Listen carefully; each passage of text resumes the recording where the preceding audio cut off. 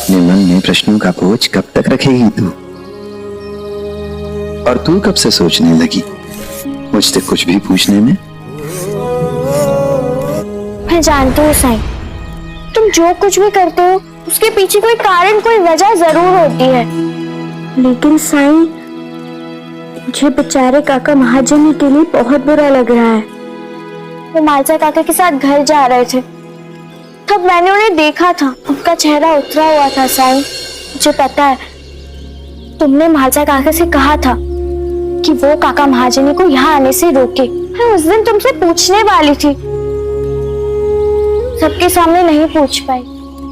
मैंने कभी नहीं देखा कि तुम किसी के साथ किसी कठोरता से पेश आओ या किसी के साथ रूखा व्यवहार करो। तो फिर काका महाजनी के साथ क्यों साईं? वो अपने बेटे के लिए बड़ी उम्मीद लेकर आए हैं साईं। शमुना ताई बता रही थी कि तुम्हारे बारे में सुन के ही काका महाजनी तुम्हें बहुत मानने लगे हैं।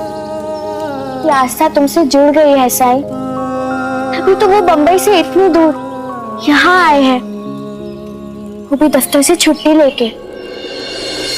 एक कहानी सुनेगी? कहानी? हाँ, पर मेरे ये कहानी भी नारद जी और भगवान विष्णु अर्थात नारायण की है। जैसा कि सभी जानते हैं कि नारद जी नारायण नारायण का जाप करते हुए तीनों लोकों में घूमते रहते हैं। ऐसे ही एक दिन घूमते घूमते वो वैकुंठ अर्थात विष्णु लोक पहुंचे और विष्णु लोक पहुंचकर नारद जी ने नारायण से प्रश्न किया कि प्रभु, तीनों लोकों में आपका सबसे बड़ा भक्त कौन है? नारद जी अपना नाम सुनना चाहते थे, पर भगवान विष्णु ने पृथ्वी की ओर इशारा करते हुए कहा कि मेरा सबसे बड़ा भक्त वो किसान है, वो जो खेत में काम कर रहा है। इस पर नारद जी को बहुत आश्चर्य हुआ और ये जानने के लिए कि वो किसान ऐसा क्या करता है जिसके कारण स्वयं नारायण उसे अपना सबसे बड़ा भक्त बता रहे हैं, वो जल्दी से पृथ्वीलोक पर उस किसान के पास पहुंच गए और उसकी दिनचर्या जानने का प्रयास करने लगे।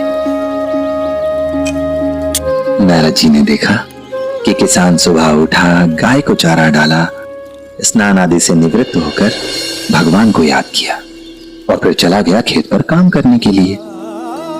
दिन भर खेत में काम किया, शाम को घर लौटा, परिवार के साथ कुछ समय बिताया, खाना आदि खाया और उसके बाद सोने से पहले फिर से भगवान को याद किया।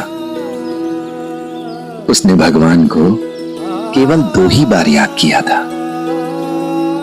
इसलिए नारद जी चकित हो गए कि इसने तो भगवान को केवल 2 ही बार याद किया है, तो फिर यह भगवान नारायण का सबसे बड़ा भक्त कैसे हो सकता है? और ये सवाल लेकर नारद मुनि जा पहुंचे बैकुंठ नारायण के पास। उनसे जाकर कहा कि नारायण, वो किसान तो दिन में केवल 2 बार आपका नाम लेता है और मैं दिन भर आपका नाम जपता रहता हूं, फिर भी वो मुझसे बेहतर कैसे हो गया? क्यों वो आपको मुझसे ज्यादा प्रिय है? इस पर नारायण मुस्कुराए और बोले, उस किसान की सबसे बड़ी विशेषता ये है कि वो अपने कर्तव्यों को पूरी ईमानदारी और निष्ठा से निभाते हुए मुझे याद करता है, मेरा नाम लेता है। इंसान का सबसे पहला कर्तव्य है उसका कर्म। भक्ति का दिखावा करने से बेहतर है इंसान अपने कर्म को पूरी ईमानदारी, पूरी निष्ठा से करे, क्योंकि ऐसा करके वो भगवान की सेवा ही तो करता है। क्योंकि निस्वार्थ कर्म भी भगवान की पूजा का ही एक रूप है।